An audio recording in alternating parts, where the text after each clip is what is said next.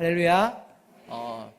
이렇게 한 주를 시작하는 첫날 주일 주님의 전을 찾은 여러분들을 환영하고 축복합니다. 우리 옆에 있는 분들하고 인사합니다. 사랑합니다. 축복합니다. 어떻게 추석 명절들은 잘 보내셨나요? 예. 연휴가 긴데요. 내일도 쉽니다. 기쁜 날입니다. 이 연휴를 보내면서 참 시간이 빨리 가지 않았으면 좋겠다라는 어린아이와 같은 마음을 가지신 분들 아마 있을 텐데 시간은 흘러갑니다. 그런 마음은 다 내려놓으시고 하루하루를 잘 준비하시기 바랍니다. 여러분에게 비전 있으십니까? 여러분의 비전은 무엇입니까? 참 이 비전이라는 말 참 흔하게 사용하는 용어입니다.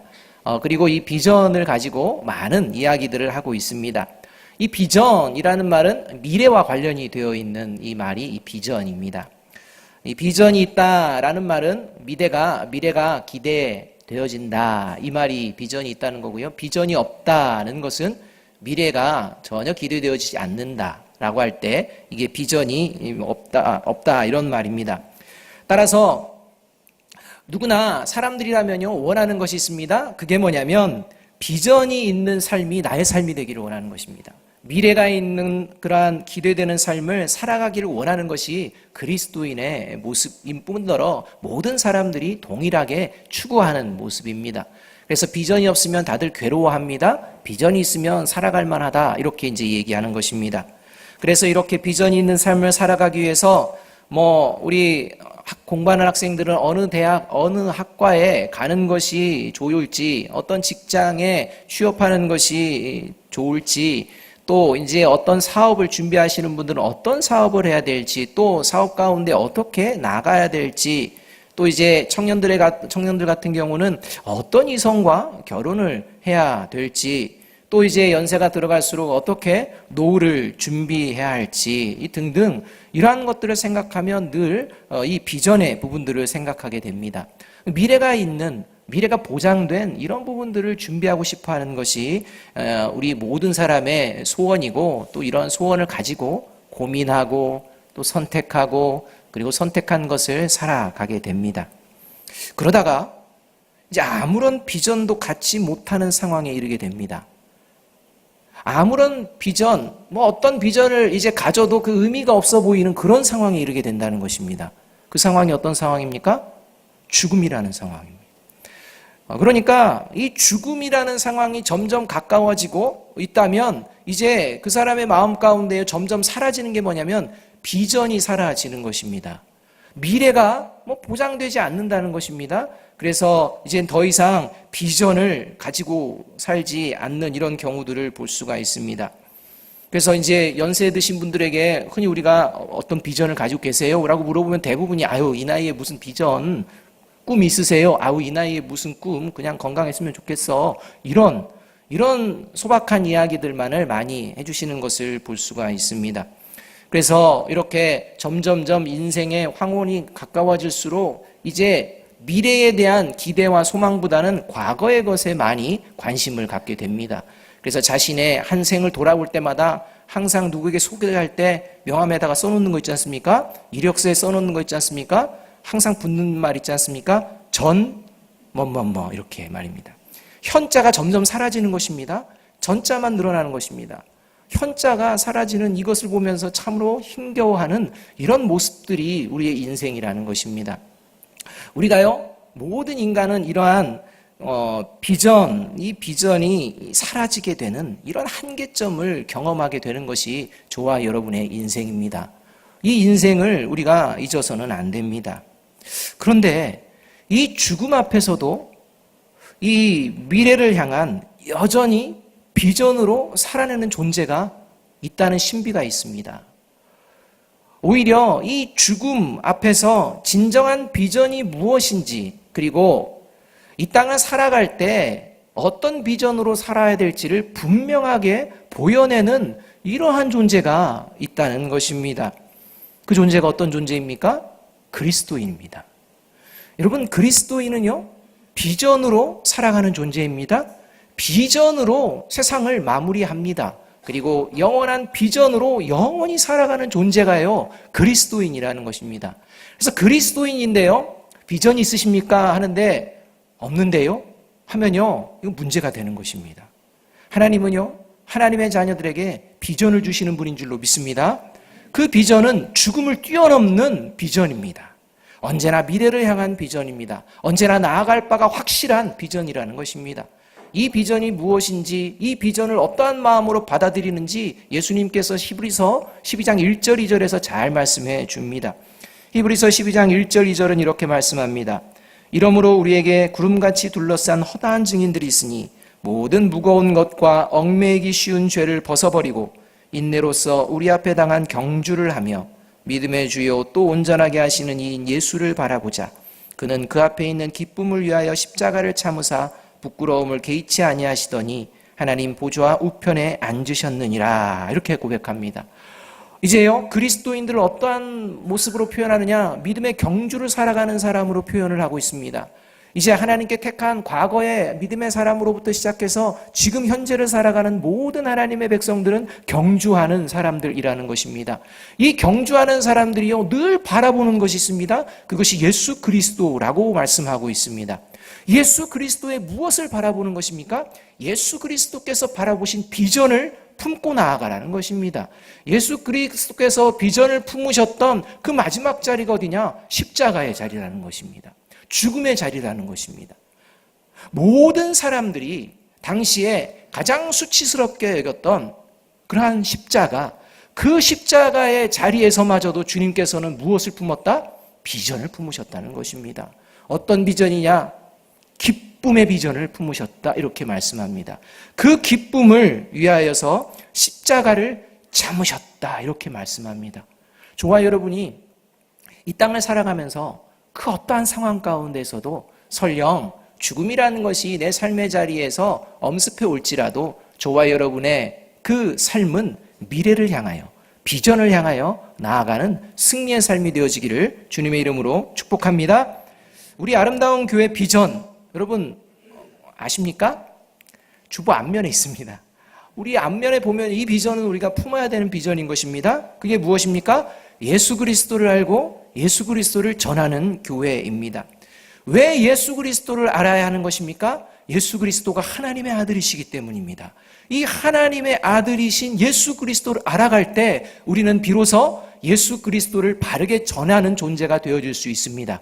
여러분, 예수 그리스도를 전한다는 거, 이게 무엇입니까? 그냥 단순히 가서 예수님이 하나님의 아들이십니다, 이렇게 전하는 것만을 이야기할까요? 아니요.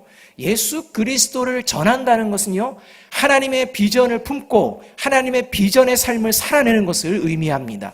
그래서 세상 사람들이 하나님의 비전을 품은 사람을 발견하게 하고 이 하나님의 비전을 품은 것이 얼마나 복된 것인 것을 깨닫게 하는 그 과정 가운데에 저와 여러분을 보내주신 것입니다. 그 빛을, 그러한 비전을 보여내라고 저와 여러분을 삶의 자리로 보내주신 것입니다. 그런데 삶의 자리에 정작 나아가야 될 비전이 없다. 이것은 그리스도인에게 어울리지 않는 모습이라는 것입니다. 이 예배를 드리는 저와 여러분, 연세가 어리든지 연세가 높든지 저와 여러분 모두 언제나 하나님께서 주시는 확실한 비전을 고백하며 살아가시기를 주님의 이름으로 축복합니다. 옆에 있는 분들하고 이야기할까요? 성도님의 비전은 무엇입니까? 한번 여쭤보세요. 갑자기 아멘 하고 비전이 무엇입니까? 하면 생각이 안 나십니까? 여러분, 그게 있어야 한다는 것입니다. 모르겠는데요? 몰라서는 안 됩니다. 하다못하면 어떤 비전이라도 선포해야 되는 것입니까? 내 비전은 예수 그리스도를 알고 예수 그리스도를 전하는 것이다. 이것이라도 여러분 입술에 달고 있어야 한다는 것입니다. 이것이 저와 여러분이 고백해야 될 비전들의 일종입니다. 오늘 우리가 읽은 본문에는 하나님께서 기뻐하시는 비전의 사람 갈렙이 등장합니다. 본문의 내용은 대략 이러합니다. 가나안 정복 전쟁을 벌인 후에 이제 벌이고 있습니다. 그런 와중에 이제 대부분의 정복이 되어졌습니다. 이제는 국지전만이 남아있는 이 상황에서 이제 각 지파별로 이스라엘 땅을, 이제 가나안 땅을 분배하게 되어집니다. 이렇게 분배하는 과정 가운데에 이 갈렙이 여호수아에게 나오는 것입니다. 그리고 45년 전에 주기로 약속한 헤브론 땅, 우리 유다 자손에게 저 헤브론 땅을 달라, 이제 허락하여 달라, 이렇게 요청하는 장면입니다. 그리고 여호수아는 이 요청에 흔쾌하게 축복하면서 허락해 줍니다. 그리고 이 갈렙과 유다 자손들이 이 헤브론 지역을 이제 유다의 지파에 소속되어지게 하는 이러한 일을 이루는 과정이 오늘 본문에 등장하는 이 과정의 말씀입니다. 헤브론 땅, 이것은 갈렙의 비전이었습니다. 이 헤브론 땅을 기업으로 얻게 되는 비전의 사람 갈렙처럼 하나님께서 기뻐하시는 비전을 삶의 자리에서 발견하고 또 그 발견한 비전을 이루어가는 저와 여러분이 되기를 간절히 바랍니다. 그렇다면 하나님께서 기뻐하시는 비전의 사람은 어떤 사람일까요? 여러분, 우리가 이걸 알아야 될 것 같습니다. 도대체 비전의 사람은 어떤 사람인가? 첫째, 자신에게 주어진 환경을 탓하지 않고 성실하게 살아내는 사람이 비전의 사람입니다. 여러분, 이게 어쩌면 가장 비전과 관련되어서 첫 관문입니다. 이 관문을 통과하지 않는 상황에서의 비전, 이건 비전이 아닙니다. 하나님께서 주신 비전이 아닙니다. 그냥 내가 원하고 나의 육체적인 욕망을 따라서 이루고자 하는 그런 정도의 것일 뿐입니다. 그 비전은요, 나이가 들어가면 들어갈수록 그냥 과거에 머물고 이제는 더 이상 비전으로 나아가지 않습니다. 발전하지 않습니다. 오늘 하나님의 비전을 올바로 받는 사람은요, 첫 번째 이 모습이 있어야 하는 것입니다. 자신에게 주어진 환경 탓하지 않고 그 삶의 자리에서 성실하게 살아내는 사람입니다. 6절 말씀 우리 함께 한번 읽어보겠습니다. 시작. 그때에 유다 자손이 길갈에 있는 여호수아에게 나아오고 그니스 사람 여분네의 아들 갈렙이 여호수아에게 말하되 여호와께서 가데스바네아에서 나와 당신에게 대하여 하나님의 사람 모세에게 이르신 일을 당신이 아시는 바라, 이렇게 얘기하며 시작이 되어집니다. 여러분, 이스라엘 백성들이 이제 출애굽을 해서 이제 이 출애굽한 뒤에 1세대는 모두 광야에서 죽습니다. 근데 그 중에 딱 2명만 이 가나안 정복 전쟁을 치르고 가나안 땅에 들어오게 됩니다. 그 한 사람이 여호수아고 그 한 사람이 갈렙입니다. 그런데 이 여호수아는요, 순수한 혈통을 가진 유대인입니다. 그러니까 여호수아는 유대인입니다. 유대인 지파에 속해서 유대인으로 자라고 유대인으로 지금 이제 지도자로 세워진 순수 혈통의 유대인입니다. 그러나 갈렙은 아닙니다. 여러분, 갈렙은요, 이방 혈통을 가지고 있습니다. 그러니까 본디 하나님의 나라에 합당한 그러한 이스라엘 백성이 아니라는 것입니다. 그것을 알 수 있는 것이 6절에 나오는 그니스 사람이라는 용어입니다. 이 그니스 사람이라는 용어, 이 용어가 민수기 32절 12절에서는 이 갈렙을 솔기할 때 그나스 사람이라고 이렇게 표현합니다. 그러니까 그니스라는 표현과 그나스라는 표현은 동일한 표현입니다. 그런데 이 그나스 사람이라는 이 그나스는 누구에 해당되느냐? 여기 창세기를 보게 되면 창세기 36장 11절에 가면 이 그나스는요, 에돔 족속에 해당되는 사람입니다. 그러니까 갈렙은요, 그 혈통이 어디냐? 이스라엘이 아니라 에돔, 에서의 그런 족복 가운데 있는 이런 존재가 이 갈렙입니다. 그런데 민수기 13장 6절을 보게 되면 이제 여호수아가 12지파의 대표를 뽑을 때에 이 갈렙을 어떻게 소개하느냐? 유다 지파에 속한 갈렙, 이렇게 얘기를 합니다. 그러니까요, 이방인이었는데 지금 어느 지파에 속했다는 것입니까? 유다 지파에 속했다는 것입니다. 하나님의 백성이 될 수 없는, 하나님의 비전을 품을 수 없는 그러한 족속이었는데요, 하나님의 비전을 품는, 그리고 하나님의 비전을 이루어가는 이런 존재가 갈렙이었다는 것입니다. 왜 성경은 굳이 갈렙이 이방 민족 그나스 족속의 출신이라는 것을 숨김없이 이야기하는 것입니까? 여러분, 순수한 유대 혈통을 가졌다라는 출애굽 1세대는요, 하나님께 범죄하며 죄를 지으며 하나님의 비전을 이루지 못하는 존재들이었습니다. 그러나 오히려 이방 민족이었던 갈렙을 통해서 하나님은 하나님의 뜻을 이루어내시고 하나님의 비전을 펼쳐내시는 것을 볼 수가 있습니다. 무슨 말입니까? 저와 여러분의 삶에서의 배경, 저와 여러분의 삶에서의 환경, 이것이 하나님의 비전이 허락되어지는데 중요한 것이 아니라는 것입니다. 내가 얼마나 똑똑하고 얼마나 능력을 가졌고 얼마나 많이 가졌느냐가 비전의 사람이 되는 길이 아니라는 것입니다. 모든 상황과 환경, 그것이 비전을 이루어가는 것이 아니라는 것입니다. 여러분, 비전의 사람이 됩시다 라고 말을 하면요, 흔히 두 가지의 질문들을 합니다. 비전을 품을 만한 환경이 저는 못 됩니다. 뭔가 미래를 꿈꿀 만한 상황이 도저히 아닙니다. 내 형편과 환경을 봤을 때 나는 도저히 그런 상황이 못 됩니다. 그런데 무슨 비전을 품겠습니까? 라는 이야기입니다. 또 하나는 비전을 알려줘야 제가 비전을 품죠. 비전을 알려주지 않는데 제가 어떻게 비전을 품습니까? 아직도 그래서 비전을 모르겠습니다.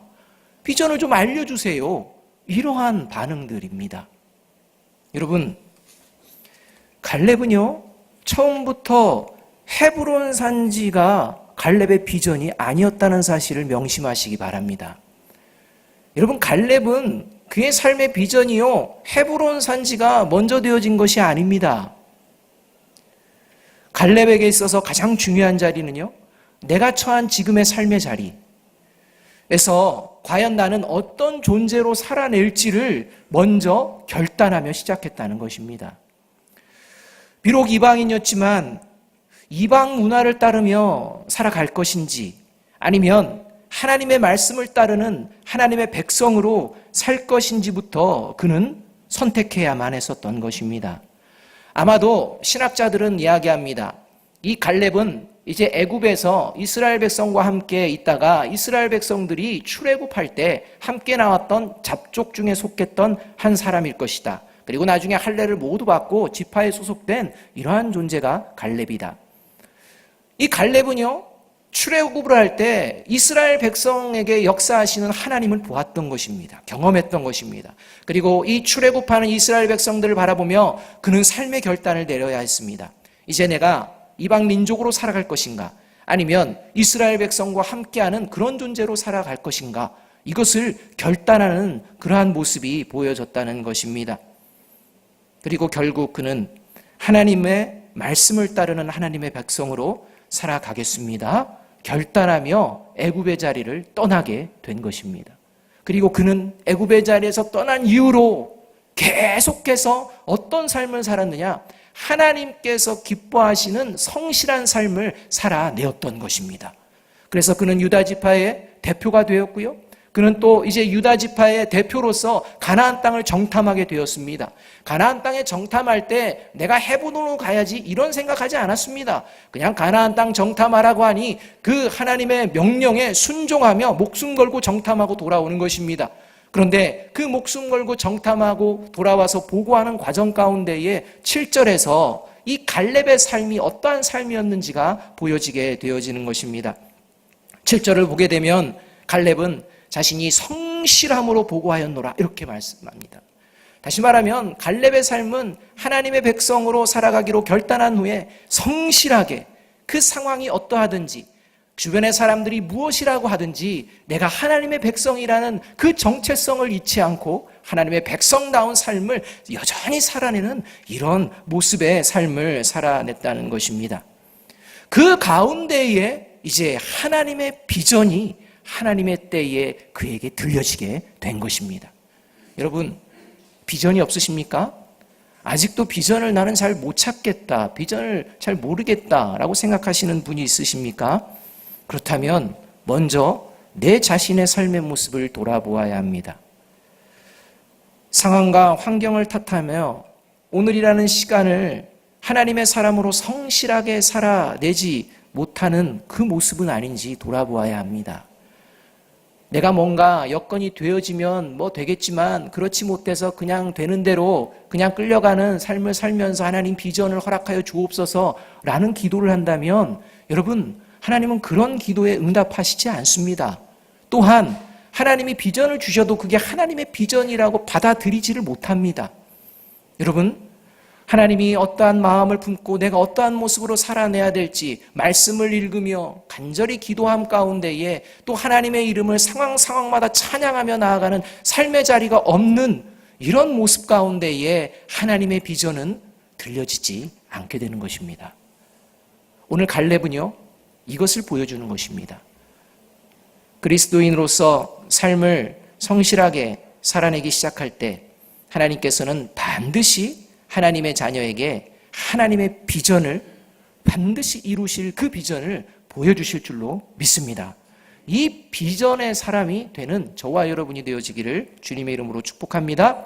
둘째로 하나님께서 기뻐하시는 비전의 사람은요, 삶의 자리에서 변질되지 않는 신앙을 보여내는 사람입니다.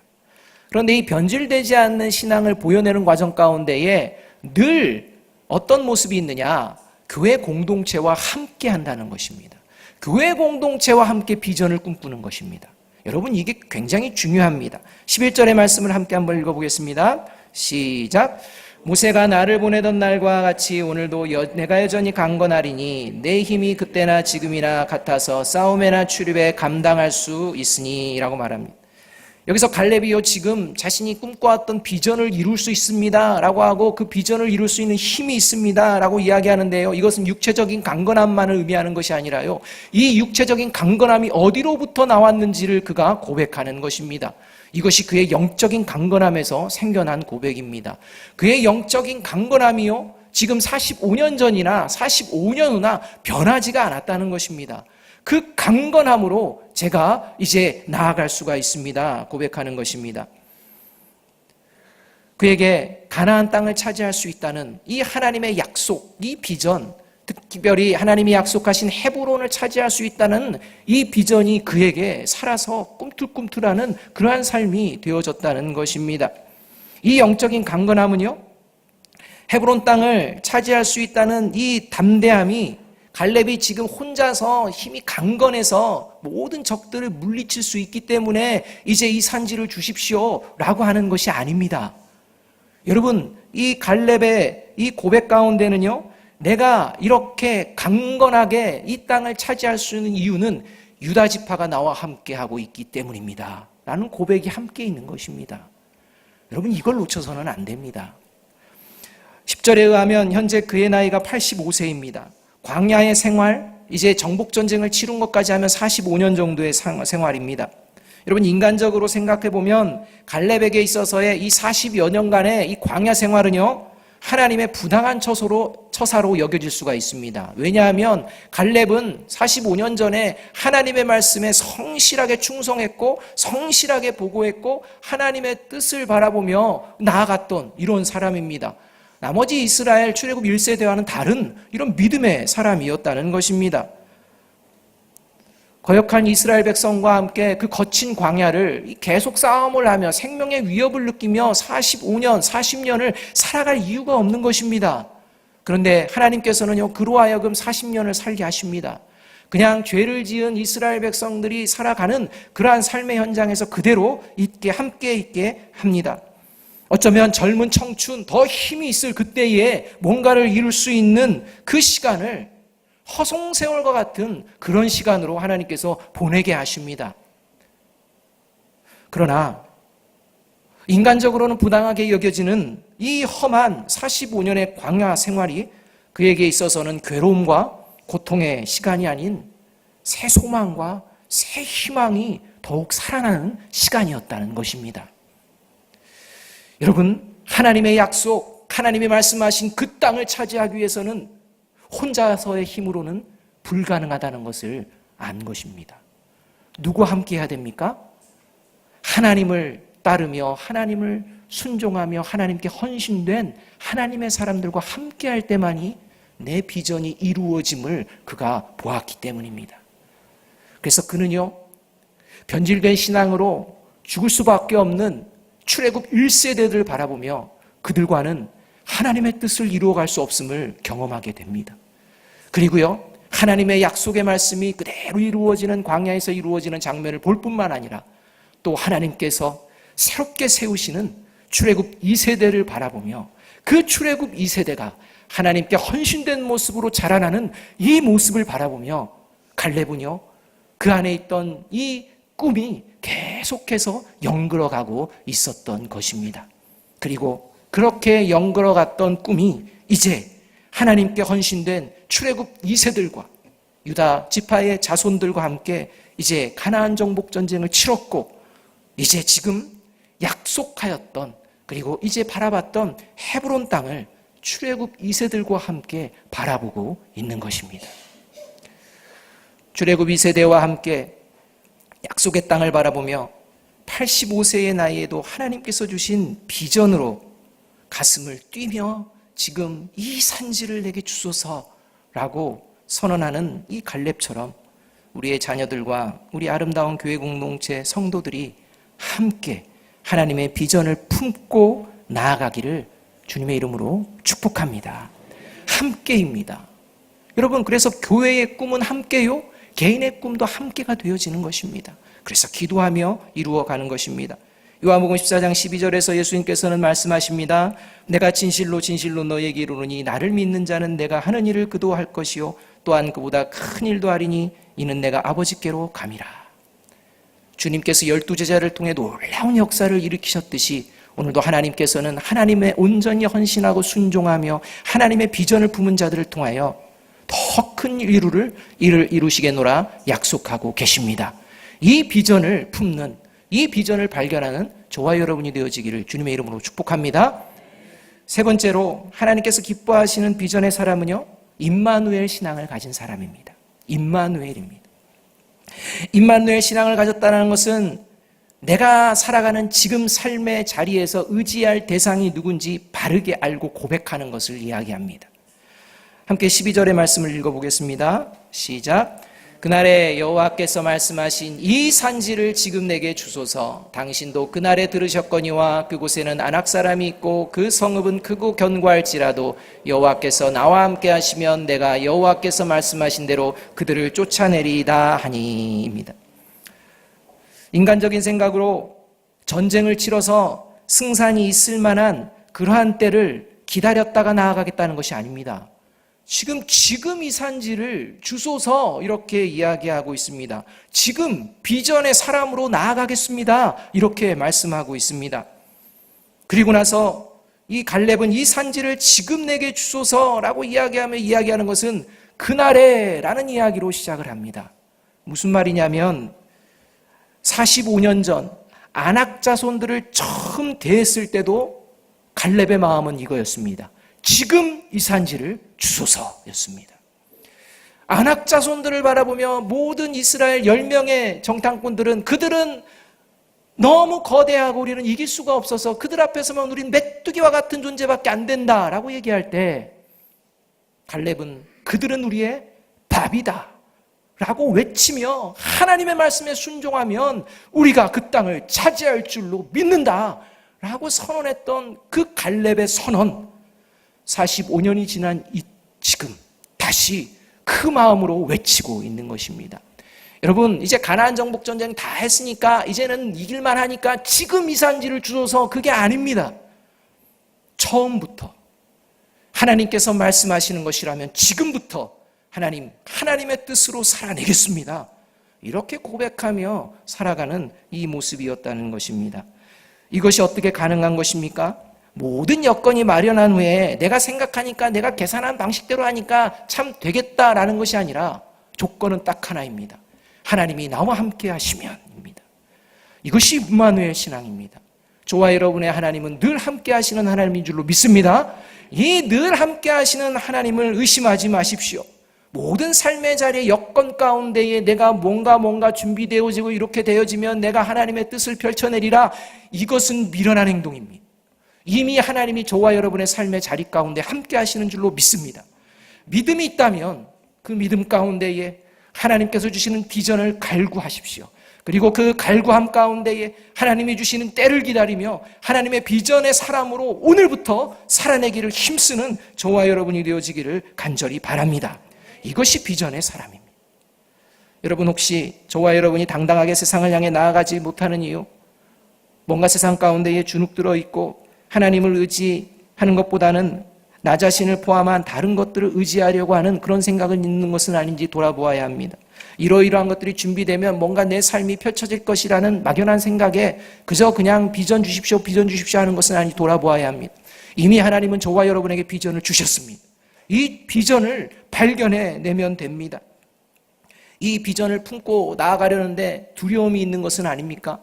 두려움 때문에 정말 내가 이러한 상황도 안 되고 여건도 안 되는데 내가 이렇게 어떻게 할 수가 있을까? 이런 여건이 마련되어야 이런 것들을 만들어가고 그럴 텐데 그런 것들이 안 되는구나, 참 두렵다, 이렇게 시작하는 것이 너무 두려운데 라는 두려움 때문에 정말 하나님께서 기뻐하시는 일들을 주저하고 머뭇거리고 있습니까?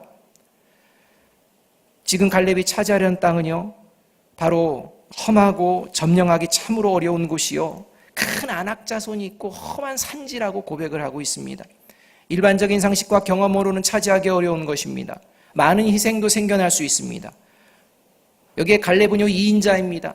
당시 2인자로서 그래도 좀 험한 산지보다는 괜찮은 평지 이런 데 골라서 나 저거 좀 달라고 해도 유다 자손들이 그래 하면서 이렇게 호응할 수도 있습니다. 그런데 갈렙은요 하나님이 주신 그 뜻과 비전이기에 그것이 어떠한 것이든지 상관이 없었던 것입니다. 그곳이 나의 비전이요, 하나님께서 함께 하신다면 그곳이 험하고 난공불락 같은 두려움이 엄습할 수 있는 그 자리일지라도 하나님을 함께 하심을 믿고 나아갈 때 이루어 주실 줄로 믿습니다. 이 마음을 가지고 나아간 것이 갈렙이었습니다. 여러분, 미국이 대공황의 경제적인 위기를 겪게 되어 사람들이 혼돈에 빠지고 낙심에 빠지고 이제는 더 이상 소망이 희망이 보이지 않는다라고 아무런 비전을 바라보지 못하는 그러한 위기에 처했을 때 루스벨트 대통령이 이렇게 이야기했습니다. 우리가 두려워할 것은 오직 하나입니다. 그것은 두려움 그 자체입니다. 두려움을 두려워하지 말아야 합니다. 이 말입니다. 여러분, 그 어떠한 두려움도 넉넉하게 감당할 수 있는 그 능력이 그리스도인에게 있는 줄로 믿습니다. 예수님께서 요한복음 14장 27절에서 이렇게 말씀합니다. 함께 한번 읽어볼까요? 시작. 평안을 너희에게 끼치노니 곧 나의 평안을 너희에게 주노라. 내가 너희에게 주는 것은 세상이 주는 것과 같이 아니하니라. 너희는 마음에 근심하지도 말고 두려워하지도 말라. 그 험한 그 산지를 바라보면서도 그 마음의 두려움을 평안으로 이끌게 하신 그 하나님이 나와 함께 하신다면 하나님 그 길을 걸어내겠습니다 라는 이 갈렙의 고백, 이 갈렙의 고백이 저와 여러분의 고백이 되어야 할 것입니다. 저와 여러분 지금 서로 다른 다양한 환경과 상황 속에서 함께 신앙생활을 하고 나아가고 있습니다. 그 상황과 환경으로 말미암아 각자의 삶에는 두려움과 어려움도 찾아올 수가 있습니다.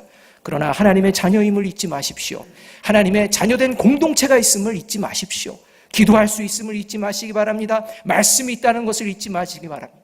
주어진 그 환경에 휘둘리는 존재가 아니라 하나님께서 나와 오늘 함께 하심을 믿고 하나님께서 주신 비전을 발견하고 담대하게 나아가는 저와 여러분이 되어지기를 바랍니다. 어느 날 한 소년이 엄청나게 큰 돌을 옮기려고 갖은 애를 다 써보았습니다. 근데 그 돌은 꿈쩍하지 않는 겁니다. 아빠가 이렇게 바라보다가 격려하는 겁니다.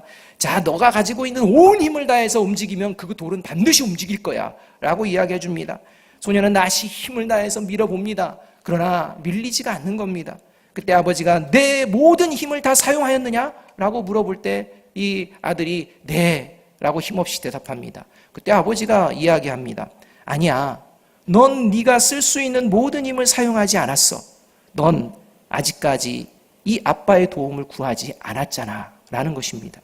여러분, 저와 여러분 하나님께 온전히 의지하며 하나님께 나아갈 때 하나님은 저와 여러분을 통해 반드시 비전을 주시고 이루시는 분인 줄로 믿습니다. 시편 37편 5절은 그래서 이렇게 말씀합니다. 내 길을 여호와께 맡기라.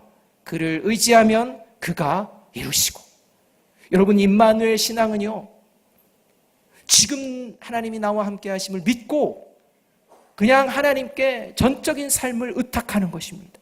의탁하고 손을 내버려 두는 것이 아니라 하나님께 의탁하며 하나님께서 나로 이 땅 가운데 오늘 살아가는 삶의 자리를 하나님의 백성으로 성실하게 살아낼 때 하나님께서는 그 과정을 통해 비전을 보여주시고 비전을 품게 하시고 비전을 이루게 하시는 하나님인 줄로 믿습니다. 이 하나님이 저와 여러분의 하나님이요, 이 하나님이 저와 여러분의 삶을, 우리 교회를 인도하시고 이끌어 가시고 반드시 하나님의 아름다운 교회로 만들어내실 줄로 믿습니다.